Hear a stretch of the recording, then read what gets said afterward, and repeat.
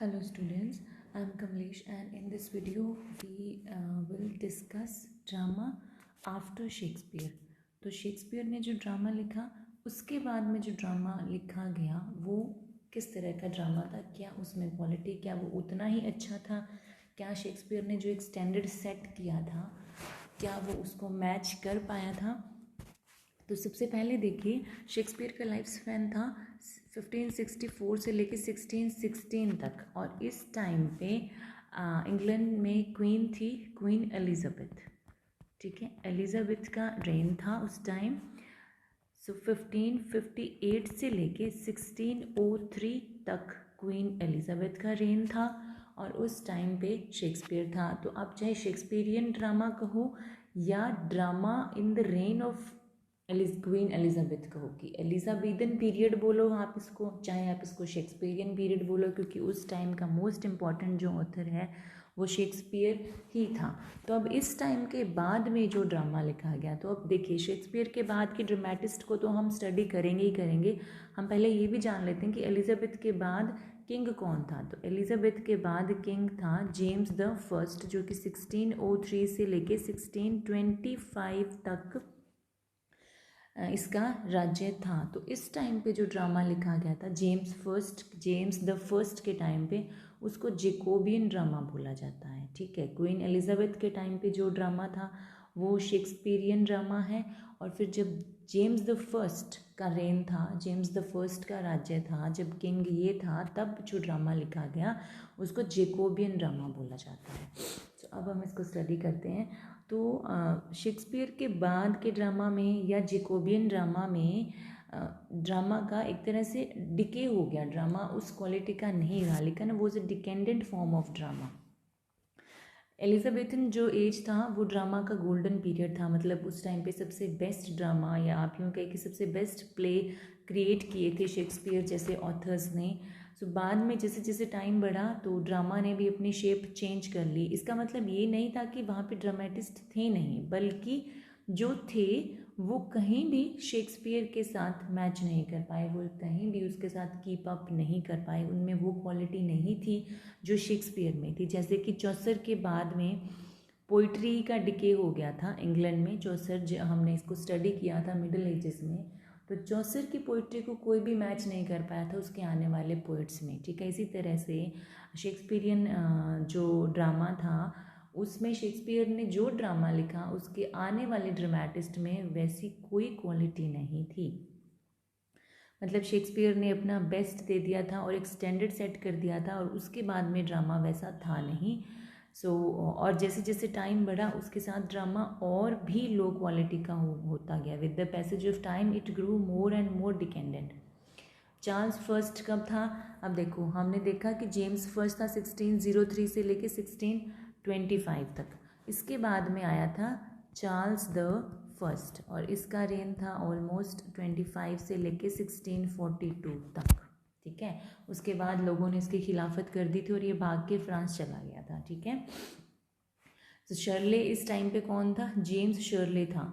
Till with Shirley in the age of Charles I, the old king of drama expired and even theatres were closed. बाद में तो मतलब ऐसी हालत हो गई थी कि 1642 में तो थिएटर क्लोज ही हो गए थे, क्योंकि उस टाइम पे यही ट्रेंड था कि जो ड्रामा लिखा जा रहा है फिर वो परफॉर्म किया जा रहा है। पढ़ने का ट्रेंड नहीं था उस टाइम पे, ड्रामा को परफॉर्म किया जाता था, क्योंकि उस टाइम पे सिनेमाज या और एंटरटेनमेंट के सोर्सेज नहीं होते थे। थिएटर्स होते थे जहाँ पे लोग जाते थे और लाइव परफॉर्म करते हुए देखते थे एक्टर्स को।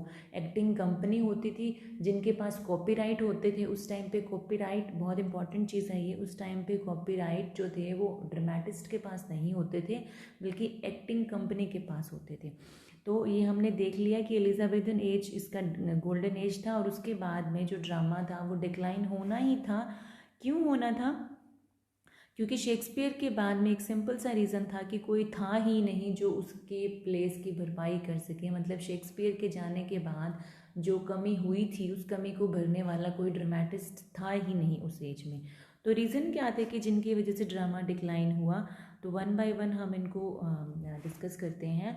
फर्स्ट है चेंज ऑफ पैट्रॉन्स। पैट्रॉन्स होता था जो किंग और क्वीन होते थे ना, वो पैट्रॉन करते थे ड्रामेटिस्ट को, मतलब उनको फाइनेंशियल हेल्प दिया जाता था, उनको एनकरेज किया जाता था कि आप ड्रामा लिखिए। जैसे हमारे यहाँ दरबारी कवि, आपने वर्ड सुना होगा, दरबारी कवि मीन्स वो दरबार में रहते थे, मतलब मिनिस्ट्री से उनका डायरेक्ट लिंक होता था, उनको बदले में फाइनेंशियल एड मिलती थी, उनको प्रोटेक्शन मिलती थी, हर चीज़ दी जाती थी, उनका काम होता था सिर्फ लिटरेचर क्रिएट करना।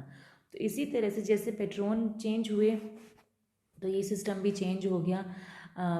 जेकोबियन और पोस्ट शेक्सपियरियन ड्रामा में क्या था कि नेशनल स्पिरिट और पेट्रोनेज की कमी थी, ठीक है, पेट्रोनेज मिलता ही नहीं था। किंग एलिजाबेथ के बाद में जो भी क्वीन एलिजाबेथ के बाद में जो भी किंग बने, उनका इस चीज़ पे फोकस ही नहीं था, उनमें नेशनल स्पिरिट की कमी थी, पेट्रोनेज उन्होंने दिया ही नहीं पोइट्स को, ऑथर्स को, राइटर्स को। तो इस वजह से ड्रामा तो डिक्लाइन होना ही था, क्योंकि पहले लोग अगर लिख रहे हैं तो बदले में कमा भी रहे थे, बट ऐसा अब नहीं हो रहा था। एलिजाबेथन पीरियड में ड्रामा फ्यूडल सिस्टम के ज़रिए मतलब पैट्रन होता था। अब ये फ्यूडल सिस्टम क्या होता है, इसको समझने की कोशिश करते हैं। देखिए, पहले सबसे ऊपर किंग होता था, सबसे ज़्यादा पावर होती थी किंग के पास। फिर इसके वासल्स होते थे, जिन्हें हम अपनी आम भाषा में जागीरदार कहते हैं। मतलब जो किंग है वो अपना लैंड इन्हें देता था, बदले में ये क्या करते थे, किंग को मिलिट्री एड देते थे, ठीक है, उनके लिए लॉयल्टी होती थी, मतलब ये लोग किंग के लिए काम करते थे, ठीक है। और फिर इनसे नीचे कौन होता था, इनसे नीचे नाइट्स होते थे, जो मेन सेना के सैनिक होते थे, उनको नाइट्स बोला जाता था। तो ये इनको फूड मिलता था, इनसे प्रोटेक्शन मिलती थी और शेल्टर मिलता था। ये बदले में क्या करते थे, इनको मिलिट्री सर्विस देते थे, ठीक है, और इनको होमेज मतलब इनकी रिस्पेक्ट करते थे। अब इनके नीचे कॉमनर्स होते थे, जो आम जनता होती थी। अब इनको कहाँ से क्या मिलता था, इनको ये जो नाइट्स हैं यहाँ से फूड मिलता था, प्रोटेक्शन मिलता था, शेल्टर मिलता था, बदले में ये रेंट पे करते थे और इनकी ज़मीनों पे काम करते थे। कौन सी ज़मीनें, जो हिस्से वासल्स ने इनको दिए होते थे और फिर ये इनको देते थे, ठीक है। तो ये फ्यूडल सिस्टम होता था, मतलब मेन किंग के पास है, किंग कुछ दे रहा है, बदले में उसको कुछ दिया जा रहा है, आगे उसके नीचे जो है वो उनको कुछ दे रहे हैं, फिर वो उनको कुछ दे रहे हैं। इसी तरह से ये जो सिस्टम है ये चलता था। This is called the feudal system of middle edges, ठीक है। सो इसी सिस्टम के थ्रू जो है ना ड्रामेटिस्ट को पैट्रोनाइज किया जाता था। बट जैसे जैसे ही जेम्स फर्स्ट का राज्य आया, ड्रामेटिस्ट किंग पे डिपेंड होने लग गए, क्वीन और रॉयल डोमिनेशन होने लगा, मतलब रॉयलिटी डोमिनेट करने लगी, मतलब जो भी उस टाइम पे जिनके पास अथॉरिटी थी, पावर थी किंग और क्वीन के पास, सब कुछ उनके कंट्रोल में आ गया। अब उनको बोला जाता था कि आप सिर्फ हमारे एंटरटेनमेंट के लिए ड्रामा लिखो, ठीक है, किंग और क्वीन को खुश करने के लिए आप ड्रामा लिखो, कॉमन पीपल से कोई मतलब नहीं है। तो नेशनल स्पिरिट की कमी थी वहाँ पे, सिर्फ इगोइज्म आ गया था। Dramatist wrote plays to cater to the taste of court, वो सिर्फ कोर्ट को खुश करने के लिए, अपने किंग क्वीन को खुश करने के लिए ड्रामा लिख रहे थे। ड्रामा जो है कॉमन लाइफ से बिल्कुल कट हो गया था। तो ये इसका एक रीज़न था कि इसका डिक्लाइन क्यों हुआ। नेक्स्ट है मॉरल डिक्लाइन। अब इमोरलिटी बहुत आगे थी उस टाइम के ड्रामा में, नेशनल अपील तो था ही नहीं, इमोरलिटी भी बहुत आगे थी, स्टैंडर्ड बहुत लो हो गया था। Frequenting the theatre was responsible for the steep decline of moral, क्योंकि अब ये स्टैंडर्ड लो था, इमोरलिटी थी, ऐसे ऐसे थीम्स थे जिनको दिखाया जा रहा था, जैसे इंसेंट है, सेक्सुअल इनफिडेलिटी है। इंसेंट होता है जब आप अपने ही फैमिली में बहुत करीब के लोगों के साथ, जैसे भाई या फादर या ऐसे लोगों के साथ जब आप फिजिकल रिलेशनशिप मेंटेन करते हैं तो उसको इंसेस्टुअस लव बोला जाता है, ठीक है। तो इस तरह के जब थीम आए थे, ऑब्वियस सी बात है कि ड्रामा अपना जो स्पिरिट है वो खोने लगा था, उसमें बहुत ज़्यादा इमोर्टैलिटी आने लगी थी, जिसका कि समाज पे बहुत बुरा असर पड़ रहा था। एंड नेचुरल थीम थे वो ही है, क्योंकि ये चीज़ें नेचुरल नहीं थी। कौन सी चीज़ें, इलिसिट और इंसेंसुअस लव, इलिसिट इलीगल, जैसे कि एक्स्ट्रा मैरिटल अफेयर्स हो गई या एक्स्ट्रा मैरिटल रिलेशनशिप्स हो गई, ऐसी चीज़ें दिखाई जाती थी। और सब्जेक्ट्स कैसे होते थे, थीम कैसे होते थे उस टाइम ड्रामा के, प्रॉस्टिट्यूट और वोर्स, जिन्हें हम वैश्या बोलते हैं, जो अपनी फिजिक को यूज़ करके उसके बदले में जो पैसा कमाती हैं, ठीक है। तो ऐसी थीम्स दिखाई जा रही थी, जैसे कि एक प्ले है वाइट डेविल, ऑनेस्ट होर, इस तरह के प्ले क्रिएट करे जा रहे थे। बहुत सारी जो भी ट्रेजिडी होती थी उनमें काफ़ी सारा मर्डर, हॉरर, ब्लड शेड, मतलब बहुत डर है, खून खराबा हो रहा है, मारकाट हो रही है, तो इस तरह के थीम आ रहे थे।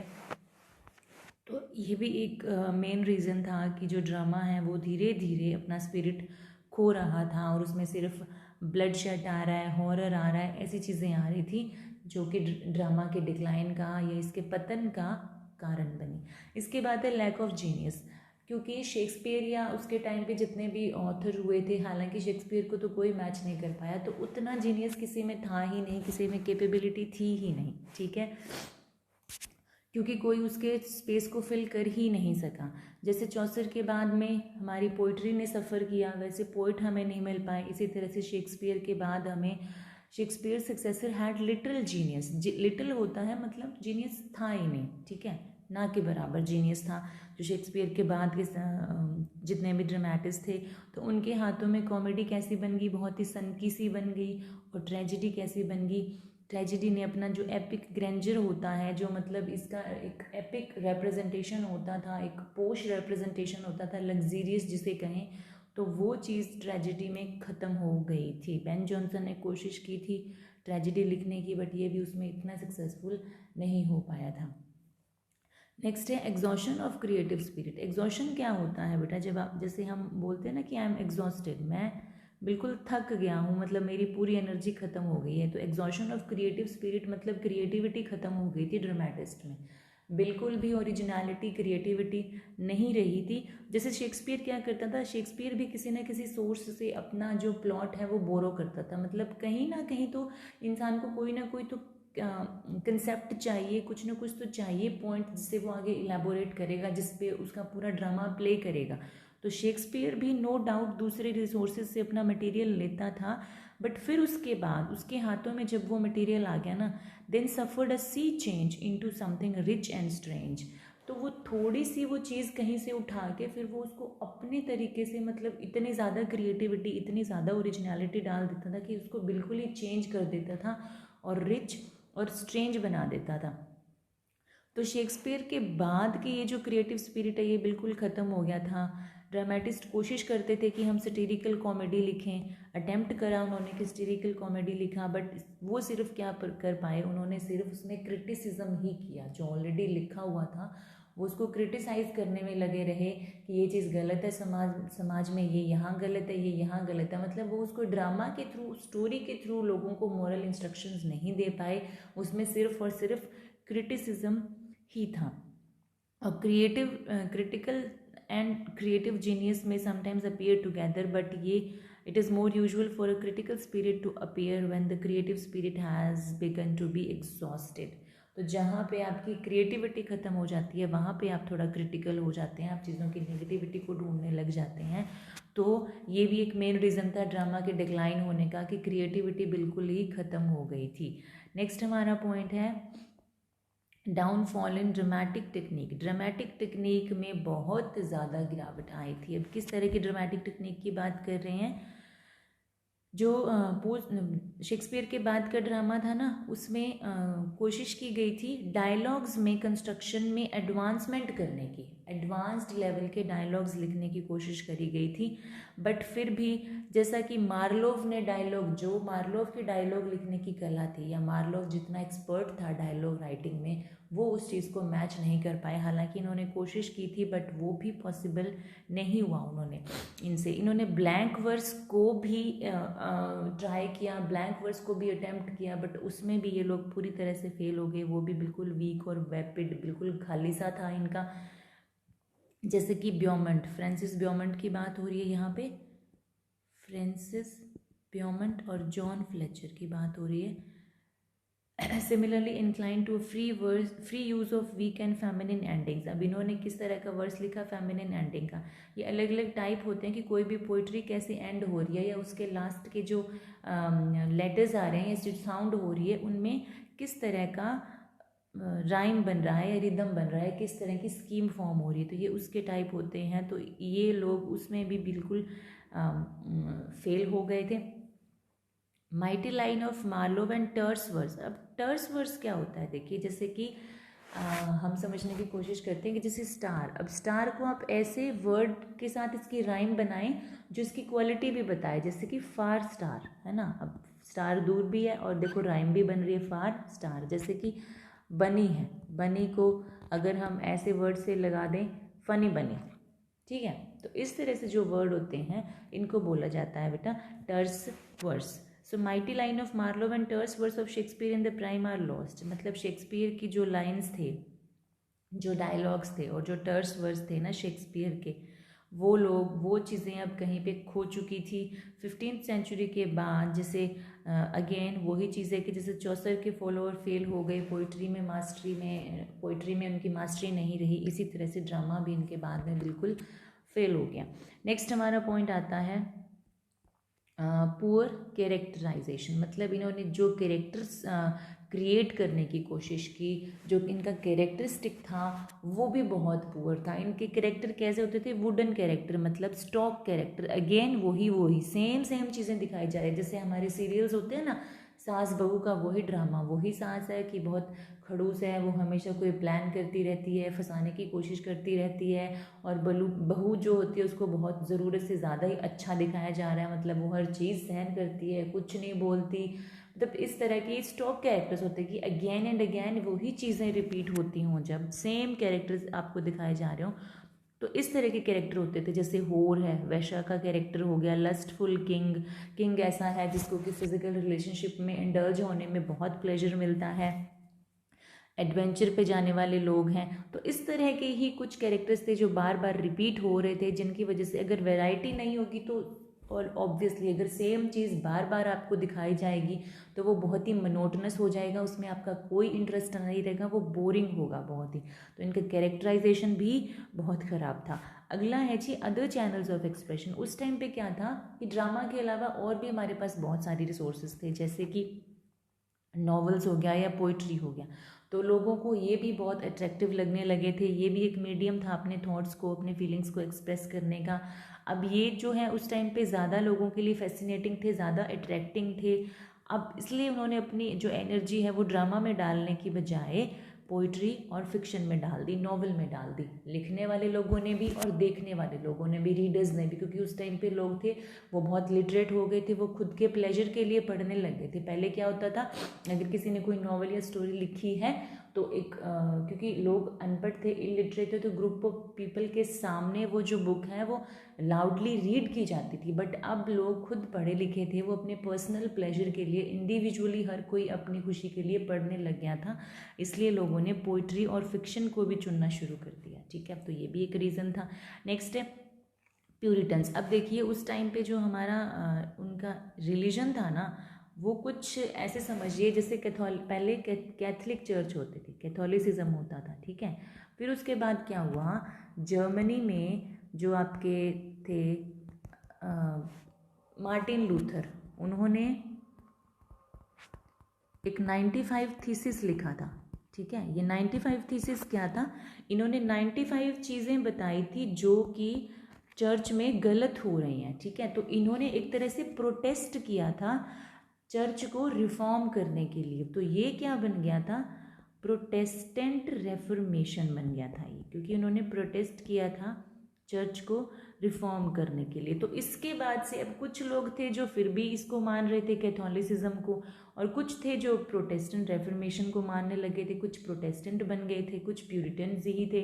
तो इन दोनों में हमेशा ही आगे आने वाले टाइम में हमेशा के लिए ही इनमें कन्फ्लिक्ट रहा था। अगर कोई किंग है, क्वीन है, अगर वो कैथलिक है तो उसने प्रोटेस्टेंट्स को मरवाया, अगर कोई किंग या क्वीन प्रोटेस्टेंट है तो उसने कैथलिक्स को मरवाया। मतलब ये जो इनके रिलीजन का कन्फ्लिक्ट था ये कई कई सदियों तक इंग्लैंड में चलता रहा है। ठीक है, तो यही कैथलिक्स है, इसी का एक ब्रांच आप कह लीजिए कि प्यूरिटन्स हैं। ठीक है, तो इन लोगों ने, मतलब चर्च के लोगों ने भी ड्रामा को सही नहीं समझा। इन्होंने क्या माना कि ड्रामा है ना, ये डेविल्स वर्क है, ये शैतान का काम है, और जो लोग साल्वेशन चाहते हैं, मुक्ति चाहते हैं, मोक्ष चाहते हैं, भगवान को पाना चाहते हैं, उन्हें ऐसी चीज़ें नहीं देखनी चाहिए। ठीक है ना, लोग कहते हैं ना एंटरटेनमेंट से दूर रहना चाहिए, हमें प्लेजर की तरफ नहीं जाना चाहिए, हमें मुक्ति चाहिए। ठीक है, तो इन लोगों ने बहुत इसको अपोज किया। और अब देखो 1579 में स्टीफन गोसोन एक पैम्फलेटियर था, इसने एक आर्टिकल लिखा स्कूल ऑफ अब्यूज़। अब ये स्कूल ऑफ अब्यूज़ में इसने ड्रामा के खिलाफ सारी बातें की थी। उस टाइम के ड्रामेटिस्ट थे जिनके बारे में लिखा इसने कि ये सही नहीं है, इमोरलिटी फैला रहे हैं। इसने अपने तरीके से ड्रामा की नेगेटिविटी को बताने की कोशिश की थी। ठीक है, और फिर एक थे 1583 में फिलिप स्टब्स, इन्होंने भी क्या किया था, बिब्लिकल सपोर्ट दिए थे ड्रामा की कंडेमनेशन के लिए। मीन्स की इन्होंने बताया था कि बाइबल में भी कहाँ कहाँ क्या क्या लिखा हुआ है कि जो ड्रामा है ये बिल्कुल गलत है, हमें इसको नहीं देखना चाहिए, ये एक एंटरटेनमेंट का सोर्स नहीं होना चाहिए। ठीक है, एक ऑथर थे हमारे प्रिन, इन्होंने भी स्टेज को अटैक किया था कि ये चीज़ें नहीं होनी चाहिए, ये गलत है। ठीक है, तो 1642 में तो फाइनली जाके ड्रामा पे बैन ही लग गया था, बैन ऑन ड्रामा। क्योंकि उस टाइम लोग जो हैं, उस टाइम जो आपका किंग था चार्ल्स द फर्स्ट, इसने बहुत सारी पावर को अपने कंट्रोल में करने की कोशिश की थी। तो जो दोनों हाउसेज हैं ना, both the houses of parliament, house of commons and lords, ये दोनों इसके खिलाफ हो गए थे और इसने पूरी की पूरी पार्लियामेंट को ख़त्म करने की कोशिश की थी, मारने की कोशिश की थी। तो इसी को लोगों ने फिर इंग्लैंड से भगा दिया था। तो ये भाग के उस टाइम पे फ्रांस में चला गया था, यानी कि उस टाइम पे फिर ये राजा नहीं रहा था और ड्रामा पे भी पूरी तरह से बैन लग गया था। नेक्स्ट है, अब हम स्टडी करते हैं कि ड्रामेटिस्ट थे कौन कौन से। ठीक है, तो बेन जॉनसन है, Thomas Dekker, George Chapman, Thomas Heywood, John Marston, Webster, Middleton, Beaumont, सिनर, सिरिल टर्नर, जॉन फ्लेचर। तो सबसे पहले हम शुरुआत करते हैं बेन जॉनसन से। तो बेन जॉनसन का रियल नेम बेन आमीन जॉनसन था। ये 1573 में बोर्न हुआ था और इसके फादर एक ब्रिकलेयर थे, तो इसने भी वही काम किया। इसने ये सोल्जर भी बना कुछ टाइम के लिए, फिर ये एक्टिंग और राइटिंग का काम करने लग गया, मतलब ये ड्रामा भी लिखने लग गया। और 1617 में तो ये पोइट के लिए, किंग के लिए पोइट बन गया था। और इसने जो अपने बेस्ट वर्क्स हैं वो इसके 1603 से लेके 1615 के बीच में क्रिएट किए हैं सारे। तो Ben Johnson was considered undisputed ruler of English literature. उस टाइम पे जब बेन जॉनसन था तो इसको सबसे बेस्ट माना जाता था उस टाइम पे। ये क्या मानता था कि लिटरेचर का चीफ एम क्या है, हम लिटरेचर क्यों लिख रहे हैं, इंस्ट्रक्ट करने के लिए, इंस्ट्रक्शंस देने के लिए। इसका सबसे पहला प्ले था द केसेस ऑल्टर। ये मतलब पूरी तरह से एक एक्सपेरिमेंटल प्ले था, मतलब इन टर्म्स ऑफ कैरेक्टर। ठीक है, इसने एक्सपेरिमेंट करने की कोशिश की थी कैरेक्टर स्केच बनाने में। Every man in his humour, ये भी इसका एक प्ले था। ये जो इसका सबसे फेमस प्ले था, मतलब इसने इसको बहुत ज़्यादा पॉपुलैरिटी दिलाई।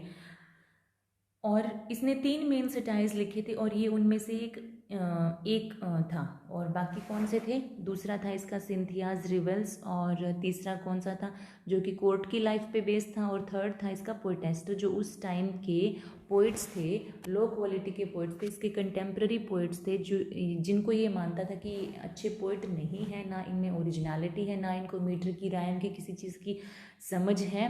तो उन लोगों के लिए उसने ये लिखा था, उन पे सटायर कसा था ये, और उनको इसने पोइटेस्टर बोला था। ठीक है, अब एक इसका प्ले है every man out of his humour. ये एक कॉमिकल सटायर है, ये कॉमेडी, सटीरिकल कॉमेडी कहिए, ये कॉमिकल सटायर कहिए। सो ये full of atmosphere of contemporary England, इसमें इंग्लैंड के कंटेम्प्रेरी एटमॉस्फेयर को दिखाने की कोशिश की गई है, उस पर सटायर किया गया है। ठीक है, अब इसके 3 कॉमेडीज कौन कौन से हैं, एक तो है वॉल्पोन और द फॉक्स। द फॉक्स क्या है, ये इसका सब टाइटल है। एक है एपिसीन और द साइलेंट वुमन, एक ये है इसका कॉमेडी, और तीसरा है द अल्केमिस्ट। और ये जो है ना एपिसीन और साइलेंट वुमन, इसकी तो स्टोरी बहुत इंटरेस्टिंग है, आपको गूगल करके देखनी चाहिए इसकी स्टोरी।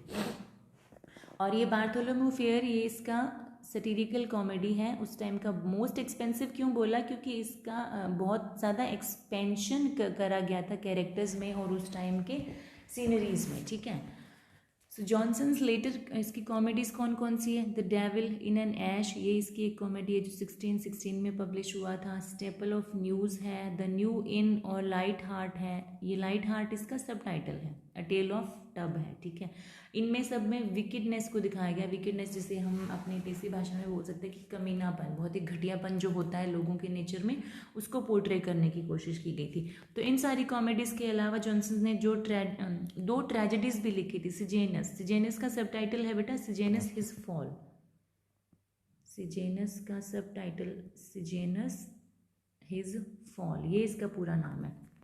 तो एक सिजेनस है और एक कैटलीन है। अब देखो जॉनसन की अपनी एक थ्योरी थी कॉमेडी की, जिसमें उसने क्लेम किया था कि कॉमेडी ना रियलिस्टिक होनी चाहिए। ठीक है, ये एक मिरर होना चाहिए।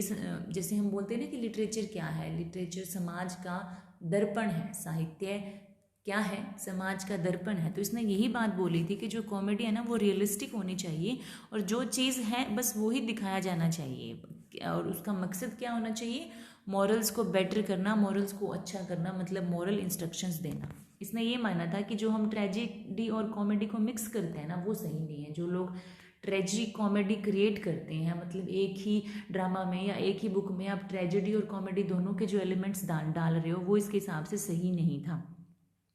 उसके हिसाब से क्या था, कॉमेडी का पर्पस क्या है, कैथार्टिक और करेक्टिव। कैथार्टिक क्या है, जहाँ पे आपको रिलीफ मिले, जैसे अगर आपको कोई प्रॉब्लम है और अगर आप रो लेते हैं तो एक तरह से आप रिलीव्ड हो जाते हैं, एक रिलीफ हो जाते हैं, ठीक है, एक रिलीफ आपको मिल जाता है। तो कॉमेडी ऐसी हो जिससे आपको रिलीफ मिले और जो आपको करेक्ट करे, आपको सही बनाए, आपको मॉरल इंस्ट्रक्शंस दे। एक ड्रामेटिस्ट के रूप में वो एक क्लासिसिस्ट था और romantic stood against the romantic comedy of Elizabethan age and advocated the practice of realistic comedy. Again, romantic comedy के ये खिलाफ था और इसने रियलिस्टिक कॉमेडी को सपोर्ट किया था। और ये 1637 में इसकी डेथ हुई थी और जो इसकी वो ग्रेव है उस पर ये चीज़ इंस्क्राइब करी हुई है, क्या, ओ रेयर बेन जॉनसन, मतलब जो एपिटाफ बोलते हैं, जैसे कब्र होती है ना, जो क्योंकि इन लोगों को दफनाया जाता है तो वहाँ पे जो उसकी कब्र पे लिखा गया है वो ये है, ओ रेयर बेन जॉनसन। तो इसी से पता चलता है कि अपने आप में एक ग्रेट था as a man, as a poet और एज अ ड्रामेटिस्ट। नेक्स्ट है हमारा author George Chapman. George Chapman attempted both tragedies and comedy. इसने कोशिश की थी कि ट्रेजेडी और कॉमेडी दोनों लिखे ये, बट इसकी कॉमेडी ज़्यादा अच्छी है इसकी ट्रेजेडी की बजाय। इसकी कॉमेडी है BCDM बॉयज़, ये इसकी स्पेलिंग है BUSSY, BCDM boys, revenge of BCDM boys, Caesar and Pompey, tragedy of Chabot, ये 4 इसकी मेन ट्रेजेडीज़ हैं। BCDM बॉयज़ में इसने क्या किया है, sets himself to answer in drama the ancient questions of how man। इसने ऐसे क्वेश्चंस को आंसर करने की कोशिश की है कि कैसे भगवान ने इंसान को संपूर्ण बनाया है, किस चीज़ से, रीज़न से, स्ट्रेंथ से और नॉलेज से, और कैसे वो इन सारी चीज़ों का यूज़ करके वर्चू से, मतलब अच्छे गुणों से वो इस संसार में रह सकते हैं बिना करप्ट हुए या ईविल का उन पर कोई इन्फ्लुएंस नहीं होना चाहिए, क्योंकि भगवान ने हमें सोचने की शक्ति दी है, हमें स्ट्रेंथ दी है, हमें नॉलेज दिया है, ठीक है। उसके बाद में इसकी कौन सी ट्रेजेडी थी, सीजर एंड पॉम्पी और ट्रेजेडी ऑफ चबॉट। इसमें इसने क्या कोशिश की है, क्या अटेम्प्ट किया है, मॉरल कन्फ्लिक्ट्स को रिजॉल्व करने की, which figure prominently through out this period. जो उस टाइम पे जितने भी मॉरल कन्फ्लिक्ट चल रहे थे, जो भी इमोरलिटी थी, उसको इसने इसमें सॉर्ट आउट करने की कोशिश की है। इसकी कॉमेडीज़ कौन कौन सी है, ऑल फूल्स है एक तो, और जेंटलमैन ऊशर, ये 2 इसकी कॉमेडी हैं। अब ये इसकी मतलब सबसे इम्पॉर्टेंट बात क्या है इस कॉमेडीज़ के बारे में, प्लेजेंट रोमांटिसिज्म, और ये इसका प्लस पॉइंट है और ये इसका माइनस पॉइंट है, क्योंकि इनका कैरेक्टराइजेशन अच्छा नहीं था, बल्कि जो इनमें हल्की फुल्की कॉमेडी थी ना वो इसको खास बनाती है। अब इसका सबसे अच्छा वर्क माना जाता है ईस्टवर्ड हो, जो 3 ऑथर्स ने मिलके लिखा था। किसने, एक तो हमारे चैपमैन ने और एक जॉन मास्टन ने, ये वाला जॉन मास्टन, और एक बेन जॉनसन, मतलब इन तीनों ने मिलके ईस्टवर्ड हो ये लिखी थी कोलैबोरेटिवली। नेक्स्ट हमारे ऑथर हैं जॉन मास्टन। जॉन मास्टन ने अपने फॉलोअर्स को क्या सिखाया था कि कैसे ब्लडी हॉलोकास्ट किया जाता है। ब्लडी हॉलोकास्ट मीन्स जब प्ले के एंड में बिल्कुल मार काट दिखाई जा रही है, ब्लड शेड दिखाया जा रहा है, जो बहुत लार्ज लेवल पे, मास लेवल पे जब ये चीज़ें होती है तो वो ब्लडी हॉलोकास्ट कहलाता है। तो इसकी शुरुआत जॉन मास्टर ने ही की थी। वो मास्टर था ड्रामेटिक आयरनी का। ड्रामेटिक आयरनी ऐसी सिचुएशन होती है जब जो कैरेक्टर है, जो वो बोल रहा है, जो वो कर रहा है, उसे नहीं पता होता कि आगे उसका क्या इन्फ्लुएंस होता है, बट एज ए ऑडियंस हमें पता होता है कि उसके साथ क्या होने वाला है। सपोज आप ऐसे देखिए, जैसे हम कोई सीरियल देख रहे हो, हॉरर मूवी देख रहे हो, मान लो घर में कोई एक ही इंसान है और दूसरा आ रहा है घर में चोरी करने, वो उसको मारने की भी कोशिश करता है, ठीक है। तो वो इंसान जो घर में है ऑलरेडी, वो खुद को बचाने की कोशिश करता है। सपोज़ वो बाथरूम में जाके उसको बोल्ट करता है, फॉर एग्ज़ाम्पल मैं आपको बता रही हूँ, ठीक है। अंदर से उसने गेट बोल्ट कर लिया। अब हमें पता है कि ऐसा मत करो, आप बाथरूम में मत जाओ, क्योंकि ऑलरेडी जो वो किलर है वो बाथरूम में मौजूद है, और जैसे ही वो गेट बंद करके पीछे देखता है तो किलर उसके सामने खड़ा है। तो इस सिचुएशन में क्या था कि उस कैरेक्टर को नहीं पता था कि वो क्या कर रहा है। हालांकि वो खुद को बचाने के चक्कर में बाथरूम में खुद को बंद करना चाहता था, बट वो किलर जो है वो ऑलरेडी बाथरूम में था और ऑडियंस को ये चीज़ पहले से पता थी। तो इस तरह के जब सीन्स क्रिएट होते हैं तो ये ड्रामेटिक आयरनी कहलाती है।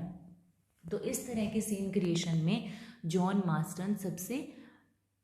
मास्टन इसका मास्टर था, मतलब ये स्किल्ड था पूरी तरह से ऐसी आयरनीज क्रिएट करने में। और इसकी ट्रेजेडी ने क्या किया, जो कि किड ने एक ट्रेंड फॉलो किया था ना कि बहुत ज़्यादा ब्लड शेड वाला, थॉमस किड की सबसे इम्पॉर्टेंट ट्रेजेडी थी द स्पेनिश किड। तो उसमें इसने एक रिवेंज लेने का ट्रेंड फॉलो किया था, ट्रेंड सेट किया था किड ने, और फॉलो किसने किया, जॉन मास्टर ने फॉलो किया। इसकी चीफ मेन ट्रेजेडीज कौन सी है, एंटोनियोज एंड मेलिडास एंड एंटोनियोज रिवेंज। अब स्पेनिश ट्रेजेडी जो कि किड की बुक है, इसका इन्फ्लुएंस क्या हुआ, इसका जो इन्फ्लुएंस है ये साफ साफ दिखता है इसकी सारी ट्रेजेडीज में, ठीक है। इसकी कॉमेडी कौन सी है, एक तो माल कंटेंट है। माल कंटेंट तो इतनी अच्छी कॉमेडी थी कि मतलब शेक्सपियर के टेम्पेस्ट को भी ये फेल करती है। शेक्सपियर की टेम्पेस्ट एक कॉमेडी है, बहुत फेमस है, बहुत पॉपुलर है, और इससे भी बेहतर है मास्टन की कॉमेडी माल कंटेंट। ये सिनिकल है टोन में, सटीरिकल है, और इसके पेसिमिज्म को दिखाती है, इसके निराशावाद को दिखाती है। अब ईस्टवर्ड हो हमने पहले किया है कि ये जॉर्ज चैपमैन ने, मास्टर ने और बेन जॉनसन ने मिलकर लिखा है। तो वही बात ये कह रहे हैं कि बेन जॉनसन, चैपमैन और मास्टर ने ये मिलकर लिखा है। नेक्स्ट है हमारा author Thomas Middleton. Thomas Middleton का लाइफ स्पैन है 1570 to 1627। अब मिडल्टन की लंदन के साथ बहुत स्ट्रॉन्ग कनेक्शन था, और मतलब लोगों को उनकी फ्लैटरिंग करने की बजाय या उनकी सिर्फ तारीफ करने की बजाय ना, इसने उनकी कमियों को पोर्ट्रे किया था। कौन सी कमियों को, लंदन के लोगों की कमियों को।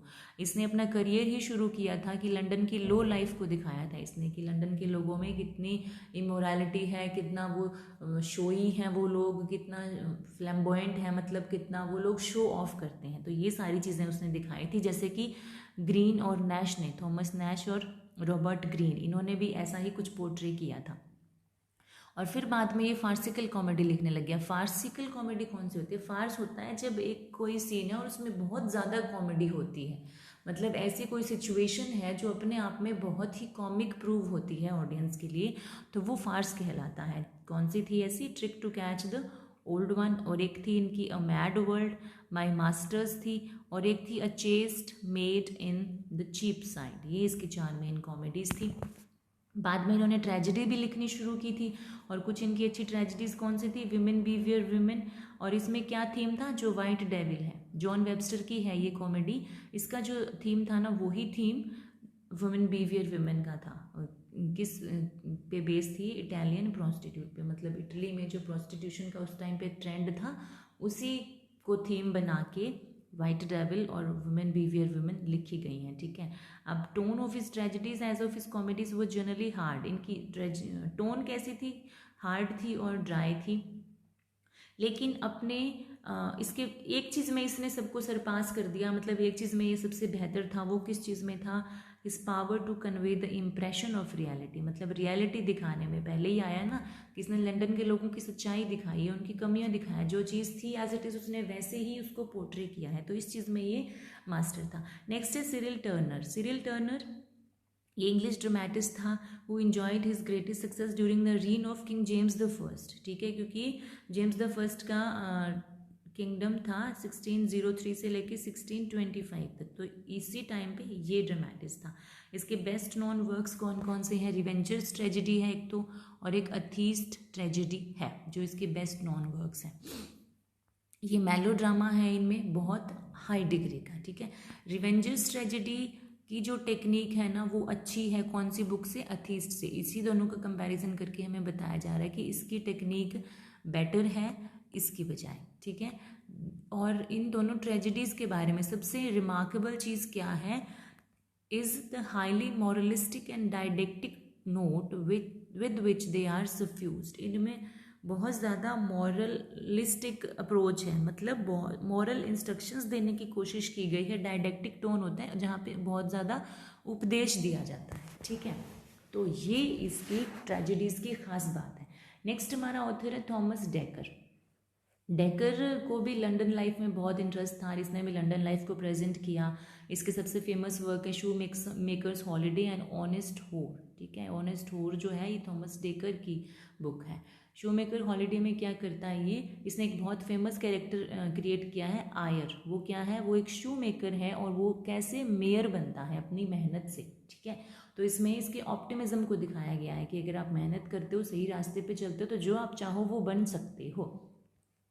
अब इसके मेन प्लेस जो हैं, खासकर जो इसकी कॉमेडी है, वहाँ पे क्या सबसे ज़्यादा अट्रैक्टिंग चीज़ क्या थी कि वो बहुत ही अनयूजुअल थी उस टाइम के लिए। मतलब उस टाइम पे उसने जो उसमें क्रिएट किया, जो उसके थीम थे, जो उसका थीम का आगे फिर उसने उसको एक्सप्लोर किया, जो एक्सप्लोजर था उसमें, वो सारा उस टाइम के लिए अनयूजुअल था। उसमें एक अलग तरह की स्वीटनेस है, एक सेंटिमेंटैलिटी है, मतलब सेंटिमेंट्स हैं उसमें बहुत सारे, intimate knowledge of common man and think that they have led to his being called the Dickens of sage. मतलब इतनी सारी स्वीटनेस, इतनी सारी पॉजिटिव चीज़ें हैं इसकी बुक्स में या इसके खुद की पर्सनैलिटी में कि इसको क्या बोला गया, डिकन्स ऑफ सेज बोला गया। सेज होता है जो मतलब धर्मात्मा टाइप जो लोग होते हैं ना, उनको सेज बोला जाता है। डिकन्स किसके लिए, ये डिकन्स कौन है, ये डिकन है चार्ल्स डिकन, जो 17th-18th सेंचुरी का ऑथर था, चार्ल्स डिकन। तो इसको उसके साथ कंपेयर किया गया। जैसे अगर इंडिया में कोई बहुत फेमस ऑथर हो, बहुत फेमस, तो उसको क्या बोल दें हम कि ये इंडिया का शेक्सपियर है। इसी तरह से इसको सेज का डिकन्स बोला गया था। डिकन्स अपने आप में एक बहुत फेमस ऑथर हैं, ठीक है। तो इसको थॉमस डेकर को, क्योंकि इसकी पर्सनैलिटी भी बहुत काम, कूल और बहुत मॉरल अप्रोच वाला ये इंसान था, इसलिए इसको डिकन्स ऑफ द सेज बोला गया। अब उसके प्लेस में सबसे बड़ी कमी क्या थी कि इनमें यूनिटी की कमी थी और इनकोहेरेंस था, कोई कोहेरेंस नहीं था, कोई रेलेवेंस नहीं था, कंपेटिबिलिटी नहीं थी कहीं भी प्लॉट में, ठीक है। We are very rarely certain that any of his plays were written without help, क्योंकि इसने सारे अपने प्ले बिना किसी हेल्प से लिखे थे, अकेले ने ही लिखे थे। और वो बहुत इसने जल्दी जल्दी में लिखे थे because of the need of money, क्योंकि उस टाइम पे जो आप ड्रामा लिख रहे हो आपको पे किया जाएगा, फिर कॉपीराइट आपसे लेके फिर उस ड्रामा को परफॉर्म किया जाएगा। तो पैसा कमाने का एक मेजर सोर्स था उस टाइम पे, जो भी लोगों में लिखने का आर्ट था उनके लिए, ठीक है। तो इसने बहुत ही जल्दी जल्दी में वो प्ले लिखे थे, शायद इसको पैसों की ज़रूरत थी इस वजह से। तो इसी वजह से क्रिटिक्स ने भी बहुत इसको हार्श ट्रीटमेंट दिया है, बहुत इसके बारे में नेगेटिव बोला है, क्योंकि उसके प्लॉट और सब प्लॉट में कोई कनेक्शन ही नहीं होता था। मतलब एक स्टोरी कहीं चल रही है, दूसरी कहीं चल रही है, आपस में वो लिंक क्रिएट नहीं कर पाया था। तो इस वजह से ये बहुत ज़्यादा क्रिटिसाइज हुआ था। नेक्स्ट हमारे ऑथर है थॉमस हेवुड। थॉमस हेवुड ये लास्ट डोमेस्टिक और टॉपिकल ड्रामा था। डोमेस्टिक होता है जो घरेलू टाइप का ड्रामा होता है। उसकी स्ट्रेंथ क्या थी कि उसने मिडिल क्लास लोगों को पोर्ट्रे किया था। मिडिल क्लास से जो लोग बिलोंग करते थे ना, उसका पोर्ट्रेयल, उसका कैरेक्टरिस्टिक्स स्केच जो है उसने बहुत अच्छे से पोर्ट्रे किया था। टेंडरनेस मतलब सॉफ्टनेस, और पिटी मतलब दया की भावना। अब देखो यही सारे गुण, सॉफ्टनेस है, दया की भावना, ये सारे डेकर में थे और इन्हीं वजह से ये डेकर के बहुत करीब था। लैम्ब ने इसको क्या बोला, लैम्ब कौन है, ये लैम्ब है बेटा चार्ल्स लैम्ब, ठीक है। कॉल्ड हेवुड, इन्होंने हेवुड को क्या बोला था, a sort of pros Shakespeare. इन्होंने कहा था कि ये प्रोज के शेक्सपियर हैं, ठीक है। जैसे शेक्सपियर किस लिए ज़्यादा फेमस थे, ड्रामा के लिए, प्लेज के लिए। तो मिस्टर चार्ल्स लैम्ब ने कहा था हेवुड के लिए कि ये प्रोज के लिए, फिक्शन के शेक्सपियर हैं। शेक्सपियर की तरह हेवुड बहुत ही कंजर्वेटिव था। कंजर्वेटिव होता है बहुत रिजर्व रहना, अपने आप में रहना, मतलब ज़्यादा घुलने मिलने वाला ना हो जो बंदा, उसके लिए हम बोलते हैं कि वो कंजर्वेटिव है, ठीक है। हिज फेमस प्लेस कौन कौन से इसके, a woman killed with kindness and king kindness, ये दो इसके फेमस प्ले हैं। वो बहुत ही मॉरल था, वर्चुअस था, गुणी था, और इसने कभी भी ईविल को खुद के ऊपर जीतने नहीं दिया, बुराई को कभी भी अपने ऊपर हावी नहीं होने दिया। तो ये थे हमारे थॉमस हेवुड। नेक्स्ट है जी John Webster. So John Webster का जो लाइफ है और करियर है वो बहुत ही मतलब मिस्ट्री से भरा हुआ है। मतलब हमें ज़्यादा क्लियर इनके बारे में नहीं पता है। वो बहुत one of the greatest and most brilliant tragic dramatist है। मतलब इस एलिजाबेथन पोस्ट एलिजाबेथन पीरियड के या शेक्सपियर के बाद के वो ग्रेटेस्ट ट्रेजेडी राइटर्स में से एक माना जाता है। इसका सबसे ज़्यादा जीनियस क्या था कि इसने ghastly, dreadful, terrible, horrible, evils, murder, bloodshed, ये सारी चीज़ें इसने बहुत दिखाई थी अपने प्लेज में। In the psychological delineation of characters and in the presentation of his moral vision, which is an integral part of his tragic conception. इसमें ना कि साइकोलॉजिकल डेलिनेशन मतलब कि कैरेक्टर्स के दिमाग में क्या चल रहा है, ऐसी चीज़ों का पोर्ट्रे और ट्रेजेडी को इसने बहुत ज़्यादा दिखाया था अपनी, मतलब ट्रेजिक सीन जो होते हैं कि जिनमें ईविल्स दिखाई जा रही हैं, मर्डर्स हो रहे हैं, ब्लड शेड हो रहा है, हॉरिबल सीन्स दिखाए जा रहे हैं, डर वाले, तो ऐसा इनमें बहुत था। इसकी दो ट्रेजेडीज़ थी, एक तो वाइट डेविल और डचेस ऑफ माल्फी। ये इसके बहुत फेमस बुक हुए थे, मतलब इन्होंने इसको आउटस्टैंडिंग प्लेस दिलाया था पोस्ट शेक्सपियरियन ड्रामा में। और इसकी रिवेंज ट्रेजेडी बहुत पॉपुलर थी एलिजाबेथन इंग्लैंड में।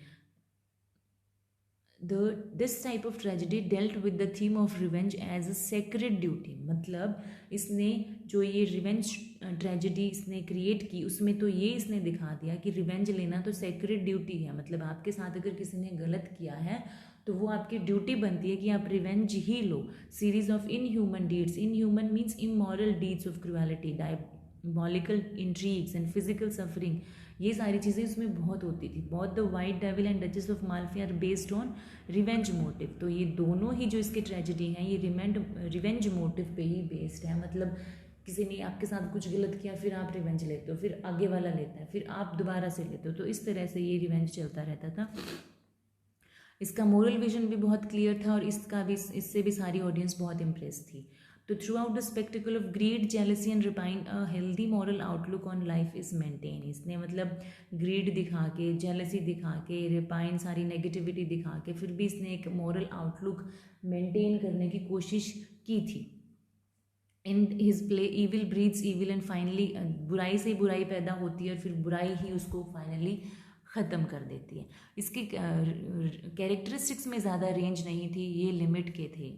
ही took for his province the definition of the extremes of wrong and violence, monstrous revenge, murder, cruelty, madness. Again and again वही चीज़ें आ रही है कि ईविल्स थे, मर्डर्स थे, ब्लड शेड थे, और वही सारी इसकी ट्रेजिडीज़ में पोर्ट्रेस ने किया था। इसका सबसे फेवरेट स्फीयर जो भी था ना, इसमें इसने मास्टरी से काम किया, और वो फेवरेट स्फीयर था कौन सा इसका, ट्रेजेडी क्रिएट करना, tragic scene, horrible scene, terrible scene create करना। ठीक है। He has depicted strong mastery characters with great intensity. Webster के जो प्लॉट हैं वो मॉरल कंसिडरेशंस पे बेस्ड हैं। The plots of White Devil and Duchess of Malfi ये बहुत ही सिंपल हैं, वेल ऑर्गेनाइज्ड हैं स्टार्टिंग से लेके एंड तक। तो इसीलिए जॉन वेबस्टर को सबसे ज़्यादा पॉपुलैरिटी मिला था, सबसे ज़्यादा फेम मिला था शेक्सपियर के बाद के ड्रामेटिस्ट में। मतलब ये one of the greatest dramatist था आफ्टर शेक्सपियर। नेक्स्ट है फ्रांसिस ब्यूमंट और जॉन फ्लेचर। इन्होंने जो भी प्लेस लिखे हैं ना, दोनों ने मिल के लिखे हैं। ठीक है। जैसे एक है इनका the Knight of Burning Castle, और इन्होंने ट्रेजेडी भी क्रिएट की है, the Maid's Tragedy, a King and No King, और एक इनकी ट्रेजिक कॉमेडी, मतलब फिलेस्टर है, इसमें ट्रेजेडी के भी एलिमेंट हैं और कॉमेडी की एलिमेंट भी हैं। इन्होंने all this place show a surprising knowledge of the stage, मतलब स्टेज के बहुत हैरान करने वाला नॉलेज इन्होंने दिया था। Both of them excelled in comedy, specially in comedy of London life. Comedy of London life में दोनों का एक्सीलेंस था और इसका पोर्ट्रेल इन्होंने बहुत मास्टरी से किया। विटी डायलॉग, ऐसे मतलब डायलॉग जिन्हें समझने के लिए दिमाग का इस्तेमाल करना पड़े, बहुत ही ज़्यादा हाई लेवल ल्यूसिडिटी मीन्स क्लैरिटी थी, सिंप्लिसिटी थी उनके स्टाइल में। बट उन्होंने क्या है, शेक्सपियर के जैसा इमेजिज्म वो नहीं क्रिएट कर पाए। इमेजिज्म होता है जब आपको कोई चीज़ बताई जाए और आप अपने दिमाग में उसकी इमेज क्रिएट कर सको, तो वो चीज़ शेक्सपियर में बहुत ज़्यादा थी और इन दोनों ऑथर्स में इमेजिज्म की बहुत कमी थी। So this is all about the topic drama after Shakespeare. I hope you could understand the whole concept. So thank you so much for watching this video. Keep learning, keep growing, and keep loving literature.